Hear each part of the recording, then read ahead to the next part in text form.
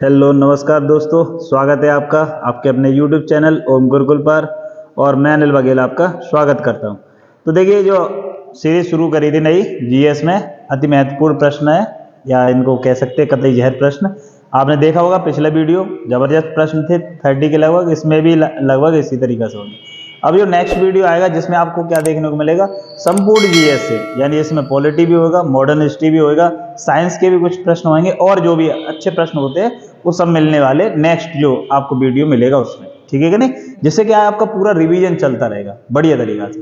और डिटेल में जाननी है तो डिटेल की मैंने पूरी मॉडर्न हिस्ट्री बना दी है, ज्योग्राफी बना दी और उसकी भी बना रखी पॉलिटी की। ठीक है कि नहीं, तो आज चलते हैं अपने वीडियो पे। तो वीडियो को कमेंट जरूर करें और शेयर भी करेंगे। और क्या देखने वाले हैं, शुरुआत करते हैं यहाँ से वीडियो की जो प्रश्न है। ठीक है कि नहीं, देखिए एक नई वैकेंसी भी आ चुकी है आरपीएफ, और लगे हुए हैं सारी वैकेंसी जरा लगी हुई है, बस कमी है तो केवल क्या है, पढ़ाई की। आप कितना पढ़ पा रहे हैं, जो अच्छा पढ़ेगा वो नौकरी ले जाएगा, जो अभी आराम कर रहा होगा वो नौकरी नहीं, बहाने बनाएगा फिर बाद में, ये हो गया वो हो गया। पढ़ने का समय अभी कोई बहाना नहीं है, केवल पढ़ना है। ठीक है क्या नहीं, देखिए तो शुरुआत करते हैं यहाँ से। पहला प्रश्न है, प्रश्न देख रहे होंगे, अच्छे प्रश्न होंगे, पिछले वाले वीडियो में आपने देखा ही होगा, सही प्रश्न लेके आए हूं बढ़िया से। देखिए, वैदिक युग में प्रचलित लोकप्रिय शासन प्रणाली क्या थी वैदिक काल में। अगर वैदिक काल की देखी जाए तो वैदिक काल है, वैदिक काल इसको दो पार्ट में डिवाइड किया गया है, दो पार्ट में डिवाइड किया गया है। कौन कौन सा, इसका टाइम पीरियड देखा जाए तो 1500 बीसी से लेके 600 बीसी तक। ठीक है क्या नहीं, 600 बीसी तक। लेकिन इसको दो में बांट दिया, एक कौन सा है, ऋग्वेद या ऋग्वैदिक काल, ऋग्वैदिक काल, और एक है उत्तर वैदिक काल। एक क्या बोला गया, उत्तर वैदिक काल। दो पार्ट में बांट दिया इसको, जिसका टाइम पीरियड है 1500 से लेके 1500 बीसी से लेके 1000 बीसी तक। इसका टाइम पीरियड है ऋग्वैदिक काल का। और जो उत्तर वैदिक काल है इसका टाइम पीरियड है 1000 के बाद, यानी कि 1000 बीसी से लेके वो कितने तक है, 600 बीसी तक, 600 बीसी तक। ठीक है क्या नहीं। और 1000 में ही क्यों बढ़ रहा है, क्योंकि 1000 में हुआ है क्या, लोहा की खोज। काय की खोज हुई है, लोहा की खोज।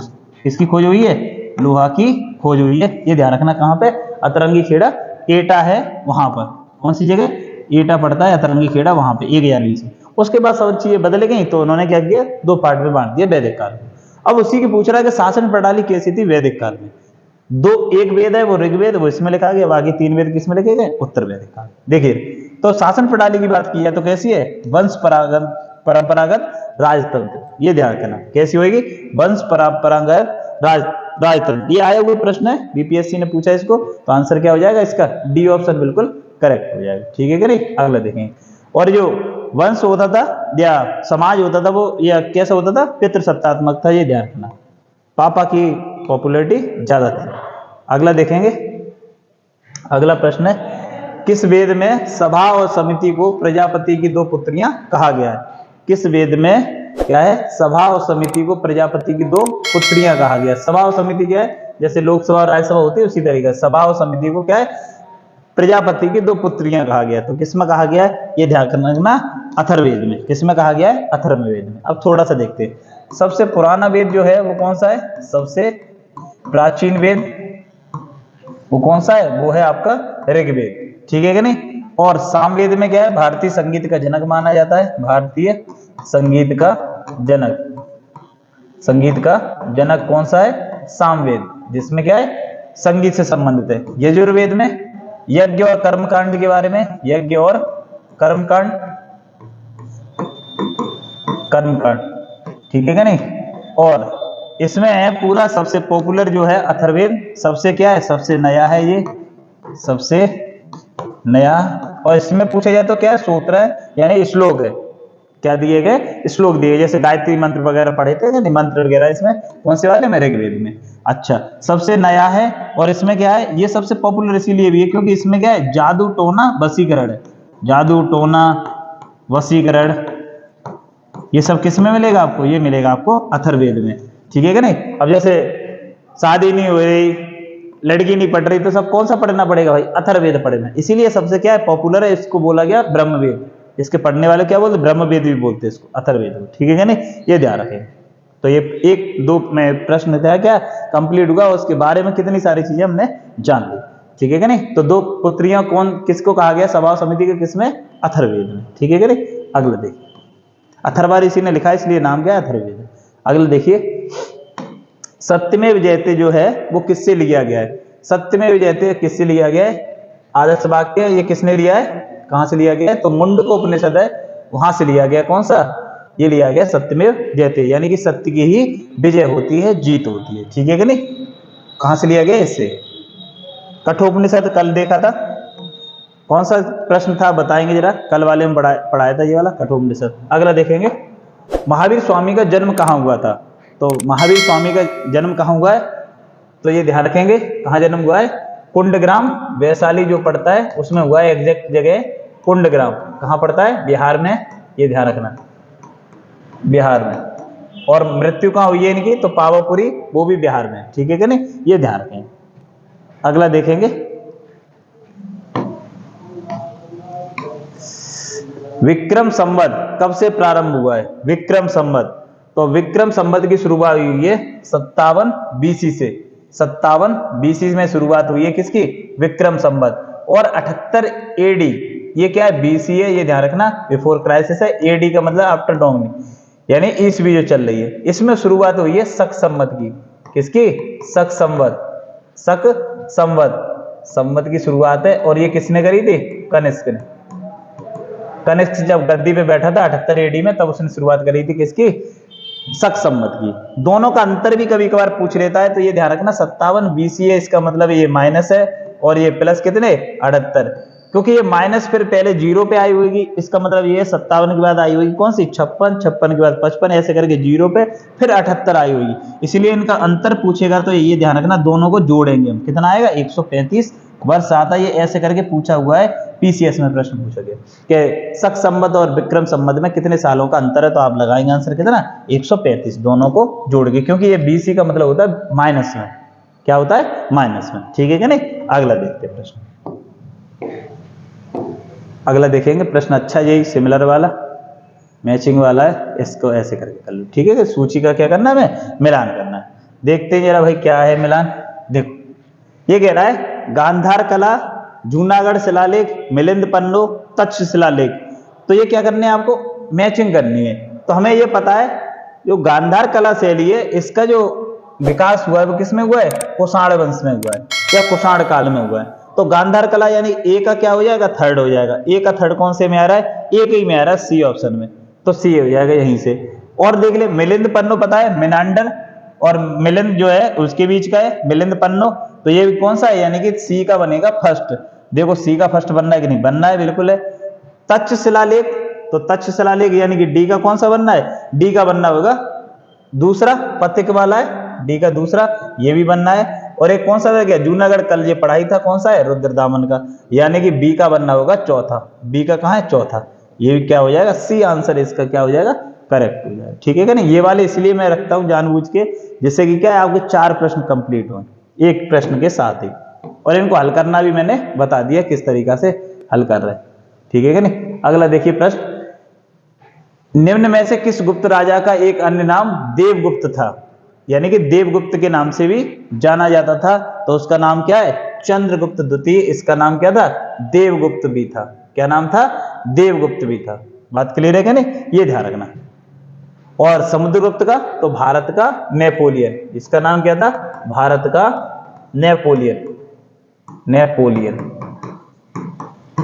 भारत का नेपोलियन, बी स्मिथ ने बोला इनको भारत का नेपोलियन। अगला प्रश्न देखते हैं, सती प्रथा का प्रथम अभिलेख कहां से प्राप्त हुआ, यानी कि साक्ष्य कहां से मिला है, सती प्रथा का।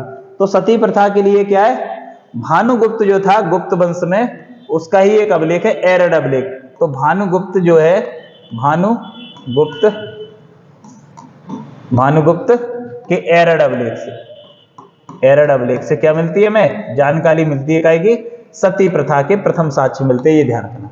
ठीक है कि नहीं, ये ध्यान रखिए। सती प्रथा के साक्ष्य कहां से मिलते हैं, भानुगुप्त का एरड अभिलेख है, गुप्त काल में मिलते हैं, इसकी बात की ध्यान रखें। ठीक है कि नहीं, ये ध्यान रखें। अगला देखेंगे, सम्राट हर्ष ने अपनी राजधानी थानेश्वर, थानेश्वर जो है और वहां से चेंज करके कौन सी करी थी? तो थानेश्वर, ये ध्यान रखना, जो वर्धन वंश की राजधानी थी शुरुआत में, वर्धन वंश की राजधानी क्या थी?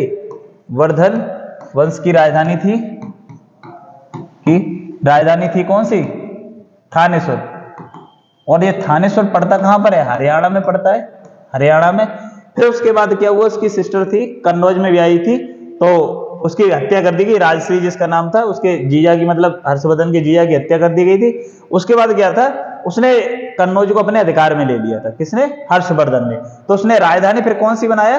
कन्नौज को बनाया। कहा ऐसा जाता है कि हर्षवर्धन और उसकी सिस्टर दोनों ही साथ में बैठ के शासन करते थे, और हर्षवर्धन ने कन्नौज को इसीलिए भी राजधानी बनाया था जिससे कि वो पूरे राज्य को कंट्रोल कर सके वहां से। ठीक है कि नहीं? तो ये ध्यान रखना। तो राजधानी क्या बनाई इसने? कन्नौज। ये ध्यान रखना। आंसर क्या हो जाएगा? कन्नौज, जो कि यूपी में पड़ता है। इत्र नगरी भी बोलते हैं इसको।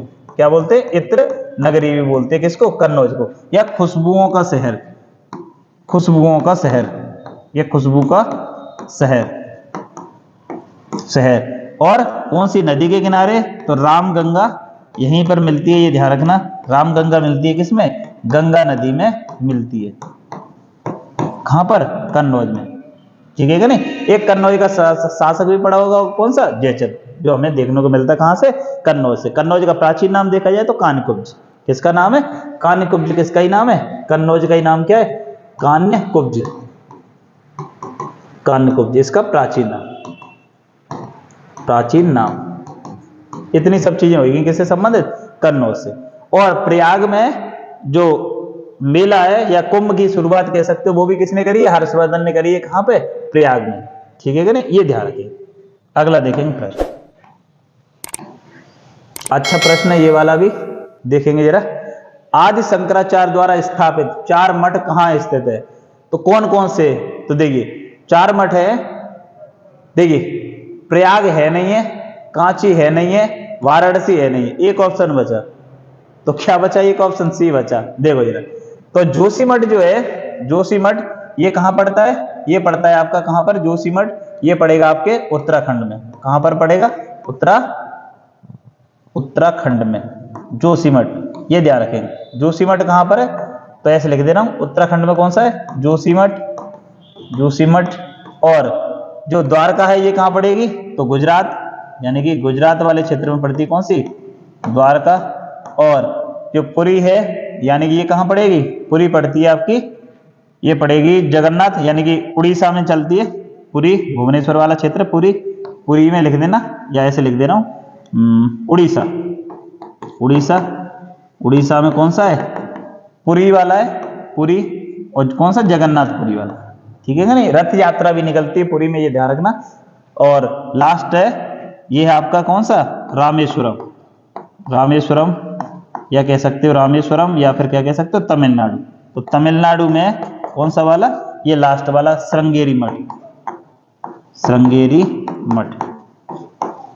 तो इस तरीका से 4 मठों की स्थापना करी है। किनसे? आदि गुरु शंकराचार्य ने। ये ध्यान रखेंगे। ठीक है कि नहीं? तो कौन कौन से? जोशीमठ, द्वारका मठ, पुरी और श्रृंगेरी। ये ध्यान रखना चर्चा के लिए इसलिए भी क्योंकि अयोध्या में जो अभी राम मंदिर की प्राण प्रतिष्ठा हुई, उनमें सारे जो शंकराचार्य चारों, उन्होंने क्या है? आए नहीं, मना कर दिया, हम नहीं आ रहे। क्योंकि उन्होंने एक रीजन दिया ये कि अभी मंदिर का निर्माण पूरी तरीके से हुआ नहीं है, आधा अधूरा। ये विवाद का विषय था, लेकिन चर्चा में रहे थे, इसलिए आप ध्यान रखेंगे इस प्रश्न को। ठीक है कि नहीं? पेपर में आने के चांस बनते हैं इसके। अगला देखेंगे।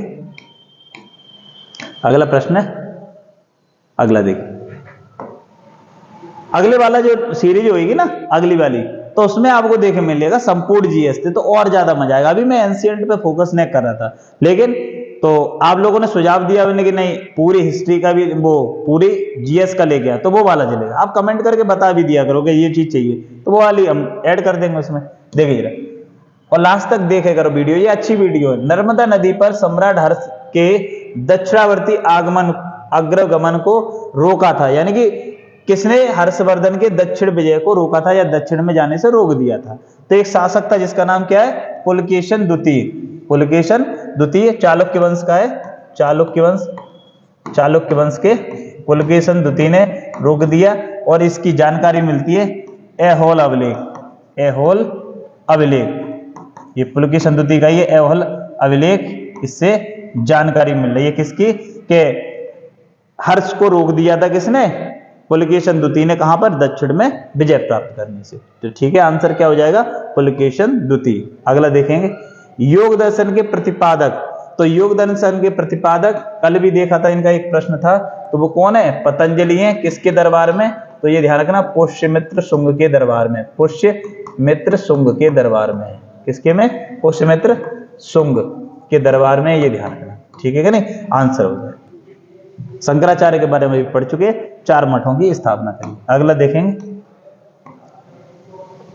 ये वाला भी अच्छा प्रश्न होगा। हाँ, देखिए जोड़ के बताना है इन्हें। देखो अगला क्या है? सही जोड़ा बनाए हुए कौन किस क्षेत्र से संबंधित है? तो देखिए यहां से आप देख सकते हैं, देखिए अशोक आपको मालूम है शासक बनने से पहले उज्जैन का क्या था? ये था उज्जैन का क्या था वहां पे? ये गवर्नर था उज्जैन का। तो डी का फर्स्ट बनना है। 2 ऑप्शन में आ रही है, यानी कि ये वाले 2 तो कट गए, डी का फर्स्ट आ रहा है। अगला देखिए, एक है दुर्गावती। तो दुर्गावती जो है वो गोंडवाना से है, यानी कि बी का चौथा। तो बी का चौथा कौन से में आ रहा है? बी का चौथा। तो बी का चौथा एक में ही आ रहा है, डी ऑप्शन। आंसर क्या हो जाएगा? करेक्ट, क्योंकि इसमें है ही नहीं बी का चौथा। तो ये भी गलत हो गया। 3 गलत हो गए तो 1 बचा, यानी सीधा सा है दुर्गावती जो है वो गोंडवाना क्षेत्र से संबंधित है। समुद्रगुप्त विदिशा इनकी राजधानी बनाई थी, और जो भोज राजा भोज है इन्होंने राजधानी बनाई थी धार, जो एमपी वाले क्षेत्र में पड़ता है। ठीक है क्या नहीं? तो इस तरीका से क्या बन जाएगा आंसर? आंसर हो जाएगा इसका D option is the correct answer. अगला देखेंगे, अगला देखेंगे, देखिए अगला प्रश्न है, मोहम्मद बिन कासिम द्वारा सिंध पर विजय कब हुई? यानी सिंध पर विजय प्राप्त कब करी है? तो ये बहुत बार पूछा जाता है। पहला आक्रमण भी जो है मुसलमानों द्वारा वो कब हुआ है? 712 में। 712 में, और इसने 712 में ही क्या लगाया था? जजिया कर की शुरुआत करी। जजिया कर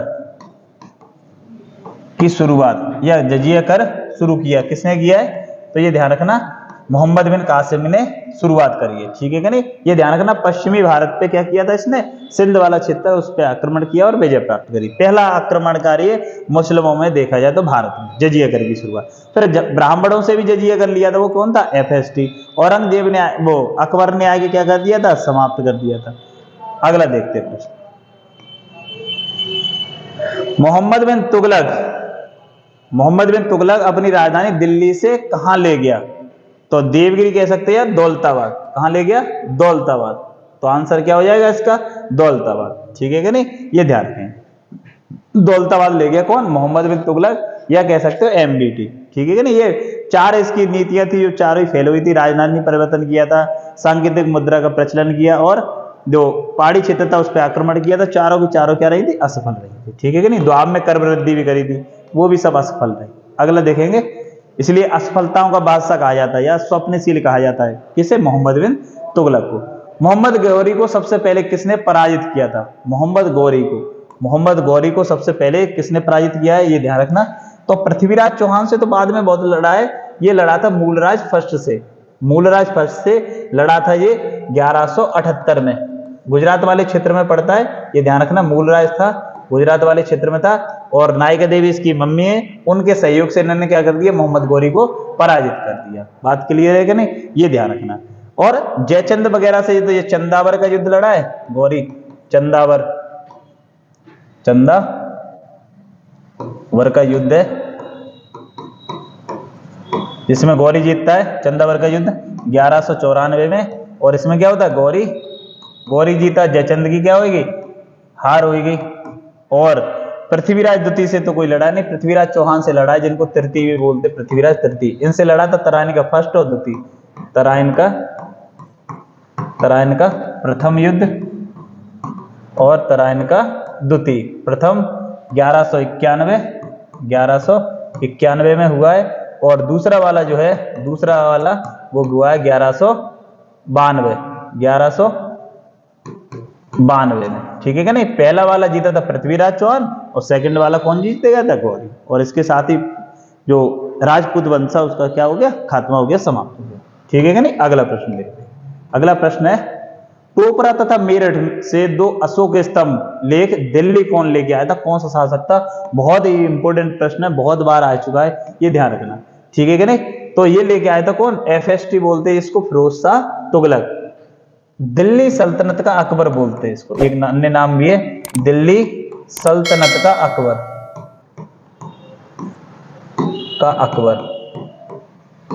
अकबर कई सारे काम किए, ये ध्यान रखना, किसने?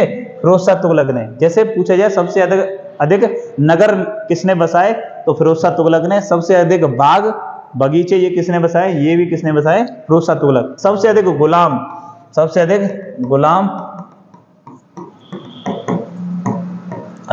गुलाम भी किसके समय? गुलाम इसी के समय। सबसे अधिक नगर बसाए, और सबसे अधिक क्या किए इसने, जो है बाग लगवाए। लगभग बात आते हैं 1200 बाग लगवाए इसने। कितने? 1200 बाग लगवाए। ठीक है क्या नहीं? ये ध्यान रखें। मोहम्मद गौरी के बारे में पढ़ चुके। सिकंदर लोदी 1504 में क्या कर देता है? आगरा की स्थापना करता है, ये ध्यान रखना। और ये कौन से वंश से? लोदी वंश से, ये ध्यान रखना। ठीक है क्या नहीं? और अलाउद्दीन खिलजी भारत में क्या करेगा? स्थायी सेना की शुरुआत करता है, स्थायी सेना। और सिकंदर सानी इसकी उपाधि है, द्वितीय सिकंदर बोलता है अपने आप को। ठीक है, खिलजी वंश का, ये ध्यान रखें। अगला प्रश्न है, विजयनगर राज्य के संस्थापक थे, यानी विजयनगर साम्राज्य की स्थापना किसने करी? तो ये ध्यान रखना, विजयनगर साम्राज्य की स्थापना करी है हरिहर बुक्का ने 1336 में। और उस समय दिल्ली पे गद्दी पे बैठा था तो कौन सा? तुगलक वंश चल रहा है, तुगलक वंश। और उसका शासक था कौन सा? मोहम्मद बिन तुगलक, यानी कि MBT। ये करेक्ट आंसर है। ये पूछा जाए ना किसके समय हुई है, तो ये ध्यान रखना, मोहम्मद बिन तुगलक के समय, दिल्ली सल्तनत का 1336 में। और किसने करी है? हरिहर एवं बुक्का ने। बात क्लियर है नहीं सी? अगला प्रश्न देखते हैं, कौन सा देखेंगे? अगला देखते हैं भाई। निम्न में से कौन सा युग्म सुमेलित नहीं है? कौन सा युग? अब देखो चारों युद्ध आएगा यहाँ पे, 4 युद्ध आप एक ही प्रश्न में देख पाएंगे। देखो, पानीपत का प्रथम युद्ध सही है, 1526 में हुआ है।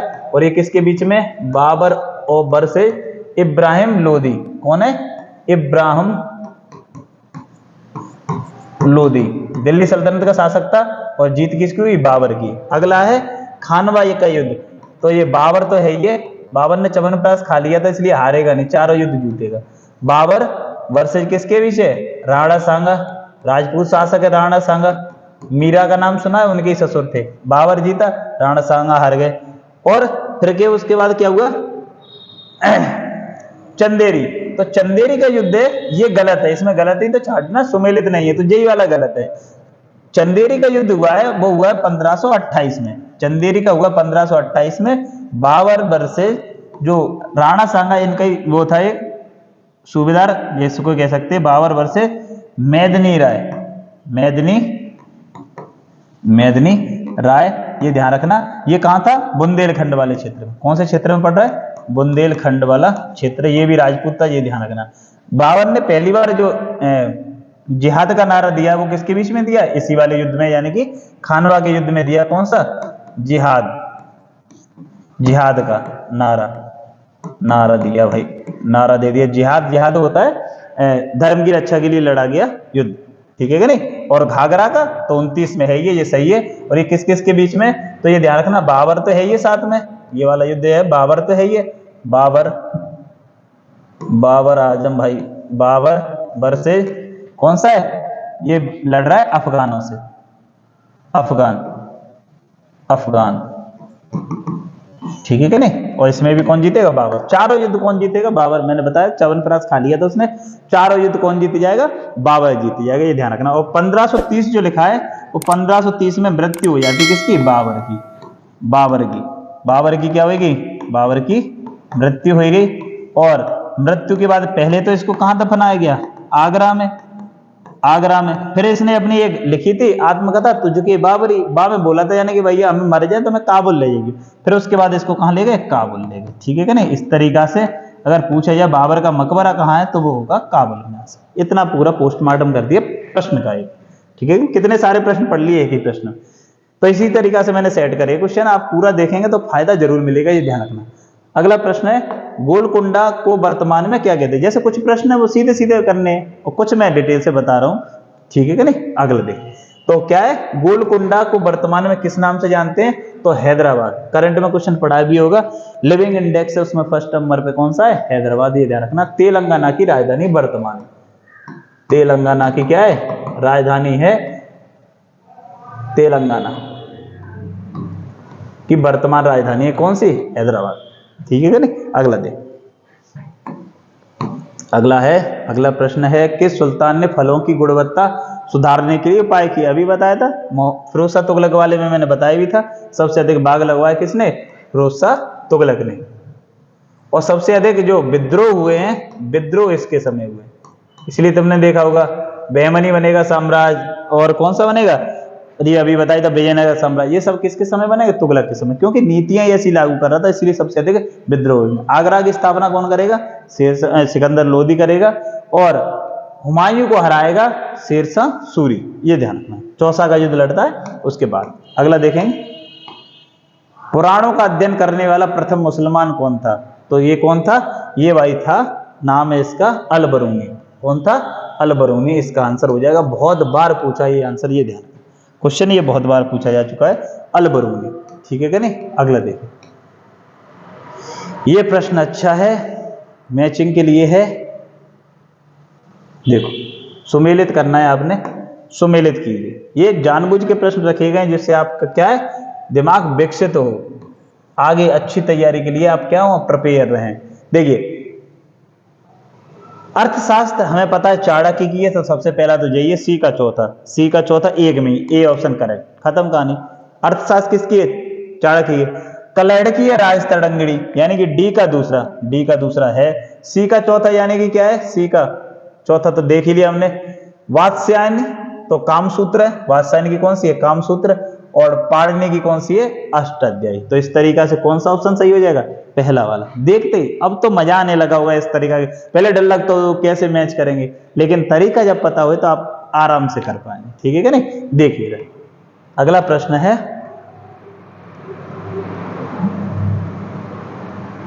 प्रश्न है, निम्न में से किस सुल्तान ने ये रिपीट हो गया क्वेश्चन है, कोई बात नहीं। पुराणों का अध्ययन करने वाला प्रथम मुसलमान, रिपीट हो गया, उसमें कोई दिक्कत वाली बात। कुतुबुद्दीन ऐबक की राजधानी थी, तो देखिए कुतुबुद्दीन ऐबक की राजधानी थी, तो ऐसे करके कुतुबुद्दीन के बारे में थोड़ा सा जान ले।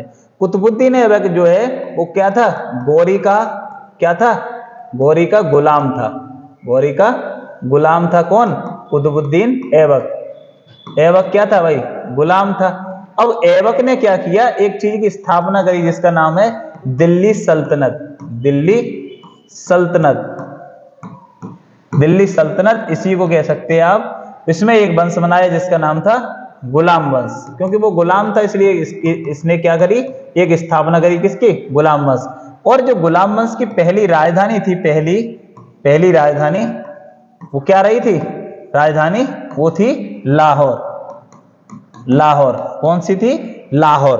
तो लाहौर थी किसके समय पे भाई, कुतुबुद्दीन ऐबक ने तो बनाई थी राजधानी लाहौर। और लाहौर में ये मर गया था 1210 में, पोलो खेलते हुए या चौगान खेलते हुए मर गया। कौन, ये मर गया कुतुबुद्दीन ऐबक लाहौर में 1210 में। ठीक है क्या नहीं। इसके बाद इल्तुतमिश आएगा, इल्तुतमिश तो ये आएगा, ये क्या करेगा, ये राजधानी बनाएगा दिल्ली। तो पूछा जाएगा दिल्ली राजधानी किसने बनाई है, तो इल्तुतमिश ने बनाई है, ये ध्यान रखें। ठीक है कि नहीं। तो किसके समय पूछी, कुतुबुद्दीन ऐबक के समय कौन सी होगी, लाहौर होगी, ये ध्यान रखें। आंसर क्या हो जाएगा, लाहौर। दिल्ली सल्तनत में 5 वंश देखने को मिलते हैं।